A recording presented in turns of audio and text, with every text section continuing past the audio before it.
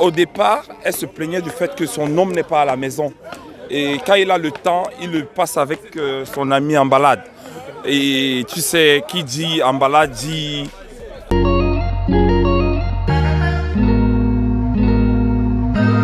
y a de ça quelques jours, la nouvelle est tombée. Hakimi, le joueur du PSG, l'international marocain, a fait une... voilà. Un instant de divorce, je crois. Voilà, un instant de divorce avec sa femme qui a demandé la moitié de ses biens. Et on a constaté qu'Hakimi n'a rien dans son compte. Il a donné la plupart de ses biens à sa maman. Qu'est-ce que vous avez dit par rapport à ça? Écoutez, c'est une situation délicate à se prononcer. Déjà, il faut avoir les dessous de l'affaire. Pourquoi est-ce qu'il a procédé ainsi? Et puis c'est très facile de juger l'autre. On ne sait pas sa relation avec sa femme et puis et sa relation avec sa maman. Donc c'est très difficile de juger. Et je crois un truc pareil était déjà arrivé avec Guidry Cissé, voilà, qui avait fait pareil avec sa famille. Il faut savoir que le mariage, c'est un engagement normalement délicat. Donc il faut savoir là où on met les pieds et connaître son partenaire et pouvoir anticiper. Et il y a des signes précurseurs qui peuvent pousser quelqu'un à agir d'une façon ou d'une autre. Bon, moi je me dis que dans son cas, peut-être il a eu des signes que, voilà, que sa copine avec sa femme pourrait avoir des prétentions. Donc il a préféré placer ses biens au compte de sa maman. Ce qui est difficile à juger. Moi je ne peux pas le juger. Voilà, moi personnellement, je n'aurais pas procédé de la sorte parce que même avec sa maman, il n'y a pas de garantie. Puisque je ne sais pas s'il est le fils unique. Donc je ne sais pas si sa maman, c'est son préféré. Et donc il a ses frères. Et peut-être sa maman peut aussi décider de donner sa fortune à l'un de ses frères. Donc c'est un engrenage très difficile. Moi, personnellement, j'aurais mis au nom de mes enfants. Donc qu'à leurs 18 ans, voilà, peut-être la moitié sous le nom de mes enfants et l'autre moitié à ma maman. Et puis voilà, parce qu'on ne sait jamais. Moi, je travaille pour mes enfants d'abord. Et puis le reste, la famille et puis madame. En fait, ça dépend. Ça dépend. Si... C'est une question de feeling, c'est difficile de juger. Moi je me dis, il n'a pas tort, il n'a pas raison, il a laissé parler son cœur.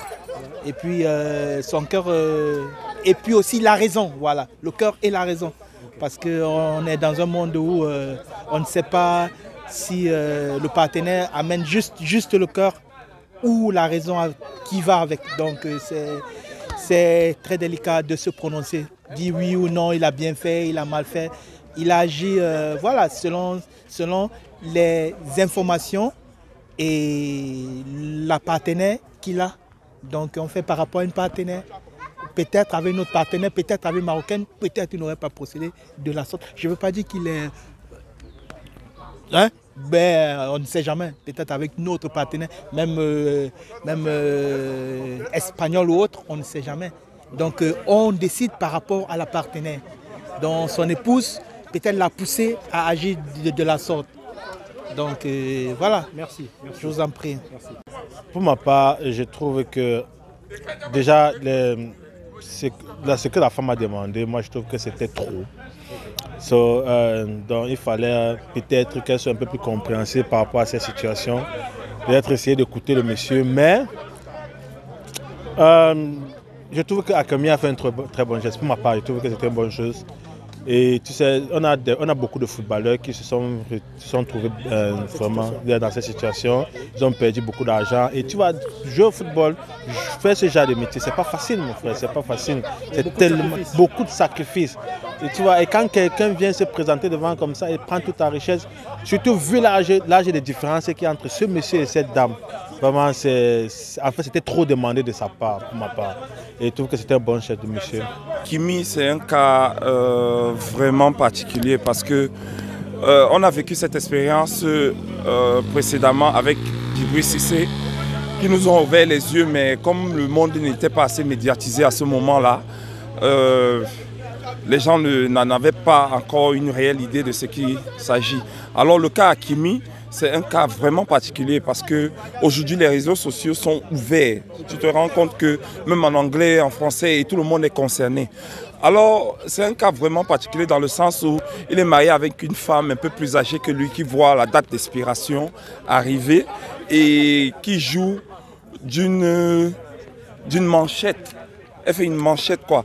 Alors, mais il faut voir que dans le cas d'Hakimi, en même temps, sa femme a demandé le divorce au préalable. Okay. Ce qui fait que au départ, elle se plaignait du fait que son homme n'est pas à la maison. Et quand il a le temps, il le passe avec son ami en balade.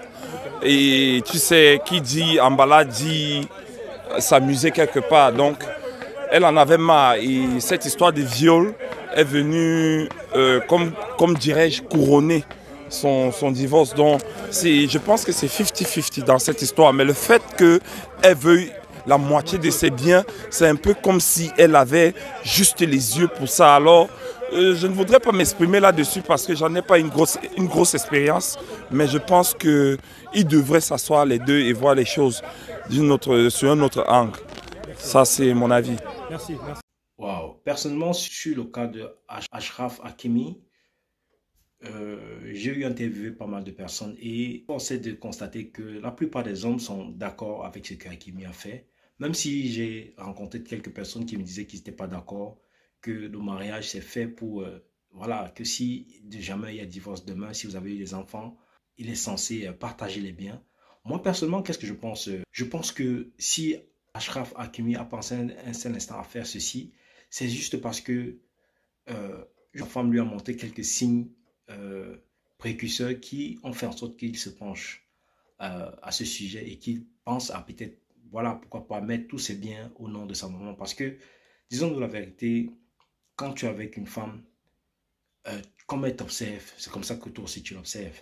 Et je pense que Achraf Hakimi a vu des signes précurseurs et il s'est penché très vite sur le sujet et a voulu transférer tous ses biens au nom de sa maman. Et après, je vois certains qui diraient que ce n'est pas une bonne chose, que ce n'est pas normal, que nous avons vu tellement de commentaires là-dessus, tellement de commentaires sur Achraf Hakimi, certaines personnes qui approuvaient, des Francis Ngannou qui ont salué ça, voilà, des Africains même qui ont dit qu'il a dépassé Wemba sur le Kakoko Emilia et qu'il est en ce moment le professeur, qu'il est en ce moment le premier sur la liste des gens ayant fait quelque chose de tellement voilà, grandiose. Moi, je fais très attention avec ce genre de situation parce que j'en ai vécu personnellement. J'ai des expériences, j'ai des histoires sur tellement de cas que je peux vous raconter, sur tellement de joueurs. Mais Dieu merci, ces joueurs n'ont jamais passé à l'acte.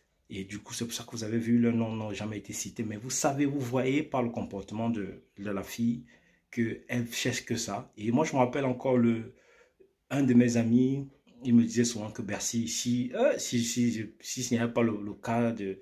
Voilà, que je sais que si je tente là, on va m'accuser de viol, je devrais mougou cette fille. Donc, vous comprenez, après, il ne faisait pas, il passait par l'acte. Et c'est comme ça que, voilà, comme je disais, son nom n'a jamais été cité dans des médias parce que de cas de viol ou bien autre chose, quoi. Donc, faites très attention avec ce que ces dames racontent. C'est vrai, le divorce, c'est vrai, mais quand vous voyez la procédure, comment est-ce qu'elle veut et comment elle impose directement qu'elle veut la moitié de richesse des biens de Hakimi, vous vous rendez compte qu'on a presque envie de se dire qu'elle n'était pas là pour l'amour ou bien pour durer, mais juste parce qu'elle voulait les biens de ce joueur. Alors que nous savons que, quand on voit la situation, on sait qu'elle n'a pas, je ne pense pas qu'elle fait partie des gens qui ont boosté Hakimi à être professionnel, être un très bon joueur comme il était, parce que souvent les sportifs de haut niveau, surtout vu son âge, Hakimi 24 ans, elle est dans la trentaine, ça m'étonnerait que ce soit elle qui ait payer les godasses à Hakimi quand il était plus jeune, payer les centres de formation ou bien accompagner Hakimi de temps en temps quand il allait jouer dans